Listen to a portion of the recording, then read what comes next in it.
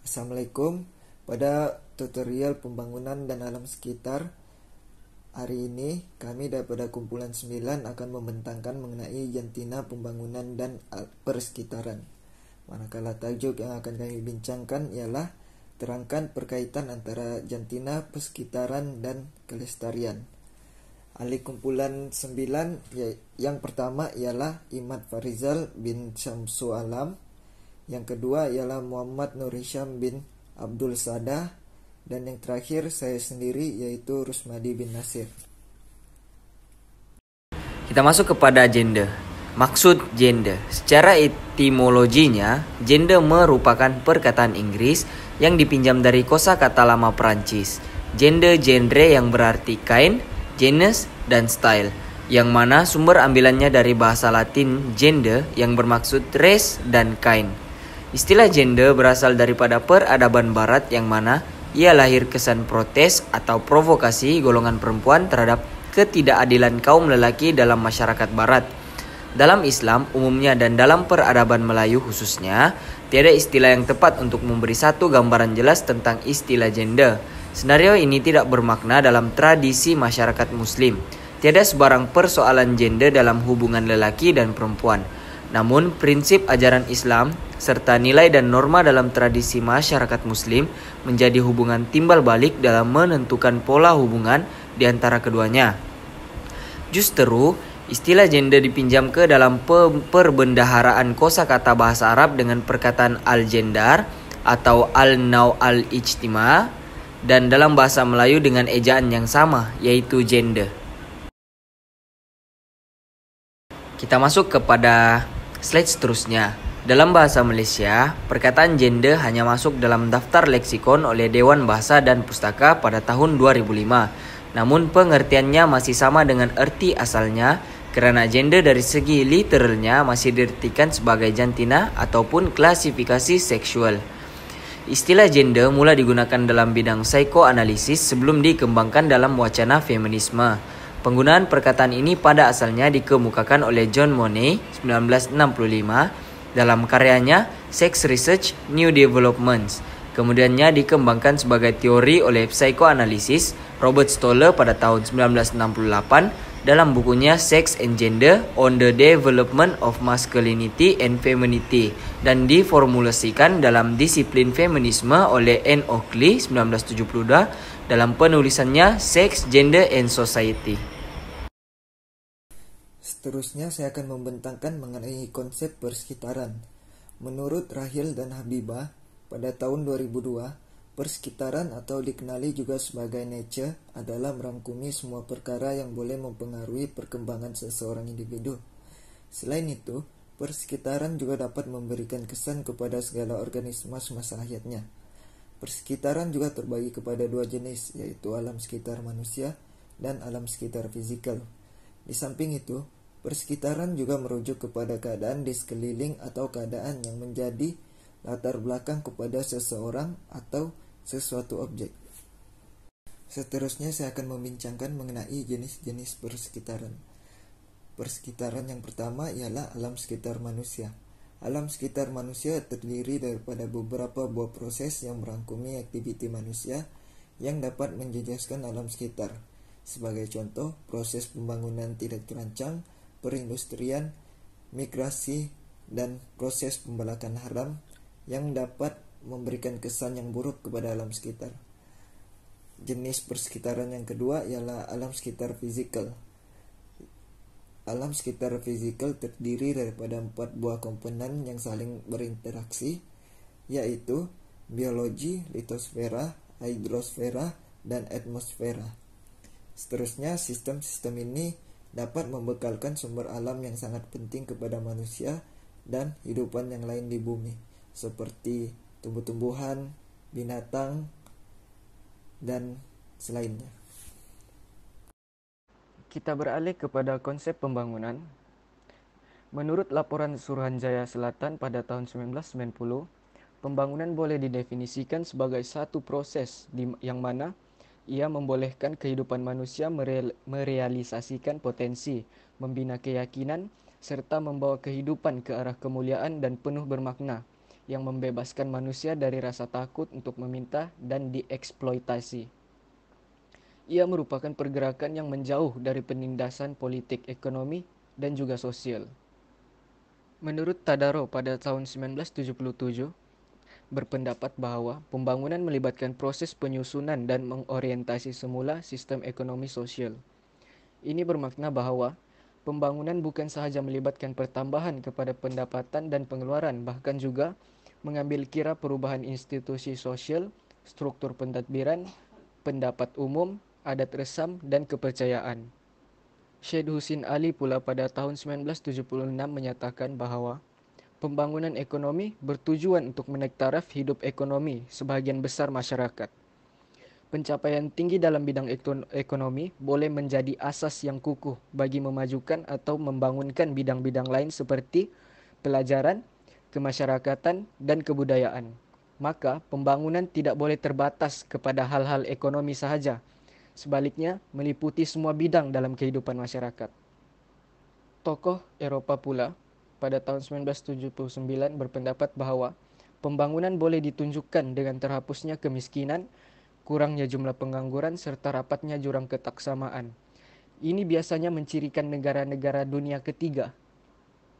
Beliau berpendapat bahawa pembangunan bermaksud pengurangan pergantungan budaya kepada satu atau lebih kuasa besar, dan ini dapat dilakukan misalnya dengan meningkatkan penggunaan bahasa kebangsaan, memperuntukkan lebih masa siaran televisyen untuk rancangan tempatan, dan meningkatkan mutu pendidikan tempatan. Beralih kepada pembangunan lestari, pembangunan atau kemajuan dengan pemeliharaan dan pemuliharaan alam sekitar daripada musnah. Pemeliharaan bermaksud membaik pulih sumber-sumber alam sekitar seperti air, hutan, tenaga, udara, mineral dan lain-lain yang telah digunakan tanpa membiarkan sumber-sumber itu pupus. Pemeliharaan pula meliputi aspek penjagaan dan perlindungan untuk mengekalkan sumber-sumber semula jadi daripada diteroka dengan rakus oleh manusia. Idea pembangunan lestari dibentuk berasaskan konsep dan prinsip pembangunan secara berterusan dan bermatlamat untuk memenuhi keperluan masa kini tanpa menjejaskan keupayaan generasi akan datang. Seterusnya ialah konsep pembangunan lestari. Konsep ini muncul ekoran daripada kesedaran tentang kepentingannya pemeliharaan dan pemeliharaan sumber alam sekitar. Isu pembangunan telah dibincangkan secara serius dalam sidang kemuncak bumi yang diadakan di Rio de Janeiro pada tahun 1992 dan di Johannesburg pada tahun 2002, lebih tepat pada 26 Ogos hingga 4 September.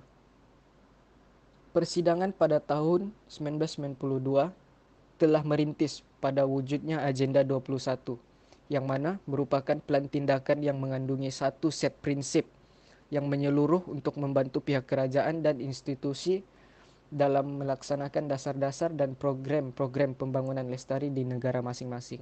Seterusnya ialah definisi pembangunan lestari. Pembangunan lestari didefinisikan sebagai pembangunan yang dilaksanakan untuk menghindari pelupusan sumber dan memastikan kerosakan minimum ke atas alam semula jadi. Apa itu pembangunan alam lestari? Pembangunan lestari adalah kemampuan untuk memberi sokongan untuk memelihara sistem kehidupan sepenuhnya dalam hidup manusia dan kehidupan lain di planet ini, iaitu kemampuan untuk menyalurkan keperluan untuk hidup secara berterusan dalam semua jenis benda hidup. Dalam konsep pembangunan lestari, penekanan diberikan kepada keseimbangan antara memenuhi keperluan manusia dengan keupayaan sistem semula jadi untuk membekalkan produk dan perkhidmatan tanpa degradasi. Saya ingin menerangkan 10 prinsip alam sekitar dan pembangunan lestari. Prinsip yang pertama iaitu manusia menjadi fokus pembangunan lestari. Mereka berhak menikmati kehidupan yang sehat dan produktif serta harmoni dengan alam semula jadi. Bagi prinsip yang kedua pula iaitu selaras dengan perakuan bangsa-bangsa bersatu dan prinsip undang-undang antarabangsa. Semua negara mempunyai hak sepenuhnya untuk memanfaatkan sumber-sumbernya untuk memantapkan polisi alam sekitar dan pembangunan sendiri. Oleh itu, mereka juga bertanggungjawab untuk memastikan bahawa aktiviti-aktiviti di bawah bidang kuasa mereka dan kawalannya tidak menyebabkan kerusakan alam sekitar di negara lain ataupun di dalam negara itu. Okey, bagi prinsip yang ketiga pula iaitu hak untuk membangun mesti ditunaikan bagi memenuhi keperluan pembangunan dan alam sekitar yang saksama untuk generasi kini dan masa akan datanglah. Okey, prinsip yang keempat pula iaitu untuk mencapai pembangunan lestari, perlindungan alam sekitar hendaklah mengandungi proses pembangunan yang terkamir dan tidak boleh dipertimbangkan secara berasingan. Okey, bagi prinsip yang kelima, semua negara dan rakyat hendaklah bekerjasama membasmi kemiskinan sebagai sesuatu keperluan yang wajib untuk pembangunan lestari dalam usaha mengurangkan perbezaan kualiti hidup dan memenuhi keperluan majoriti penduduk dunia dengan lebih baik.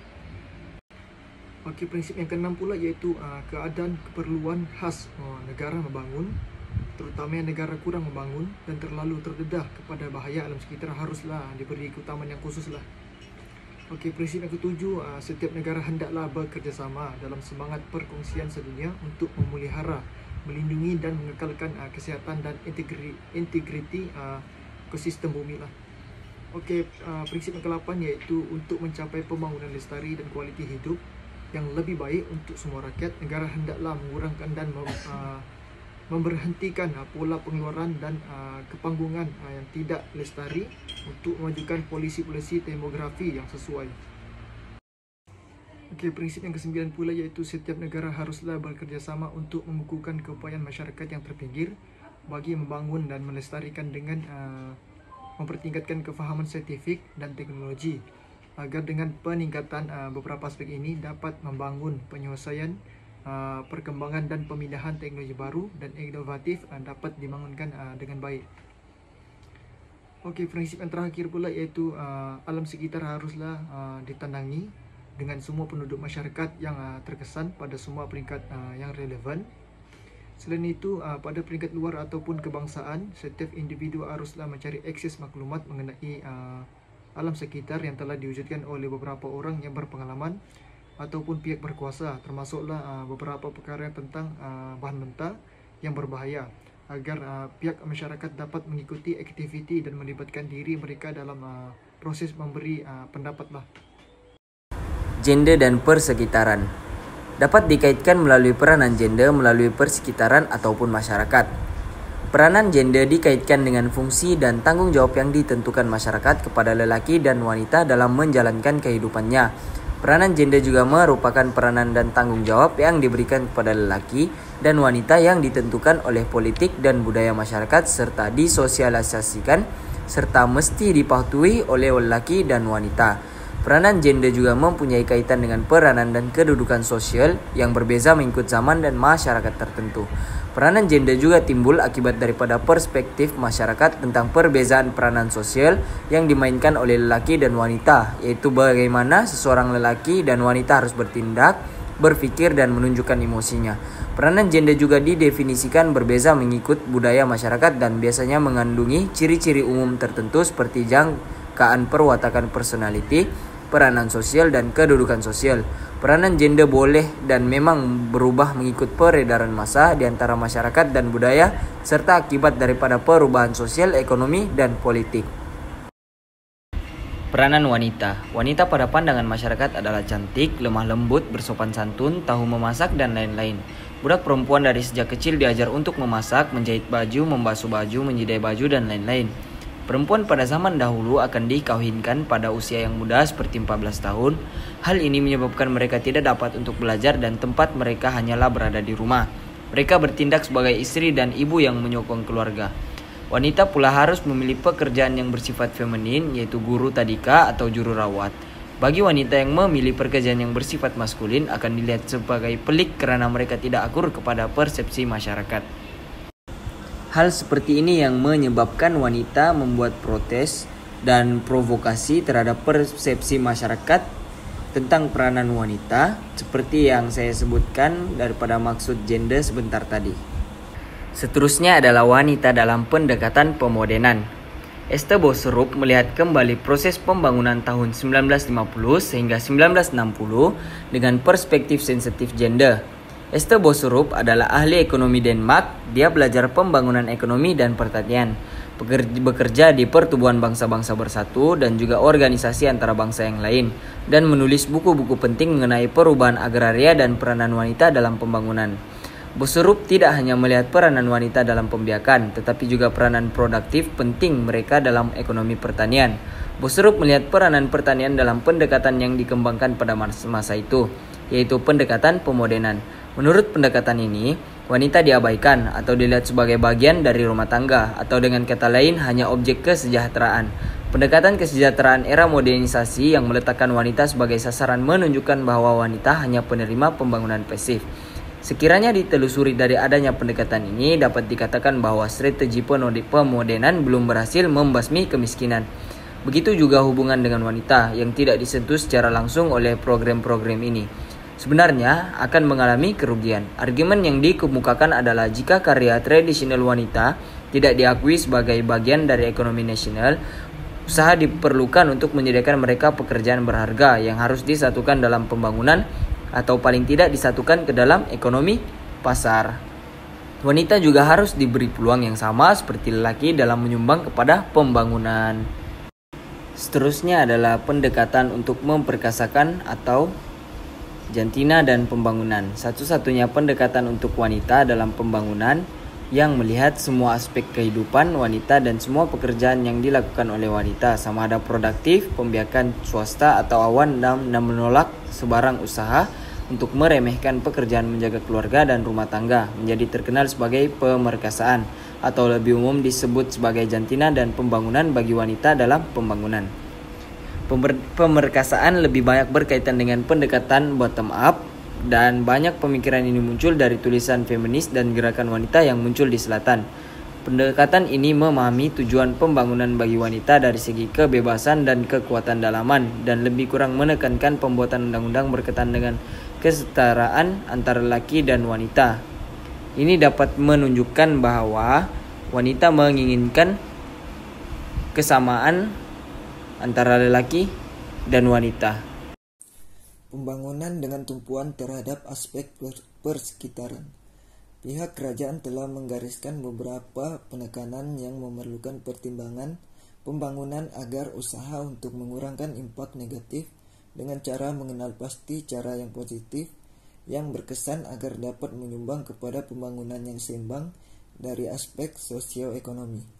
Di samping itu, pihak kerajaan juga telah mengambil langkah dengan cara memindahkan dasar agar dapat mengimbangi antara pembangunan dengan pemeliharaan alam sekitar.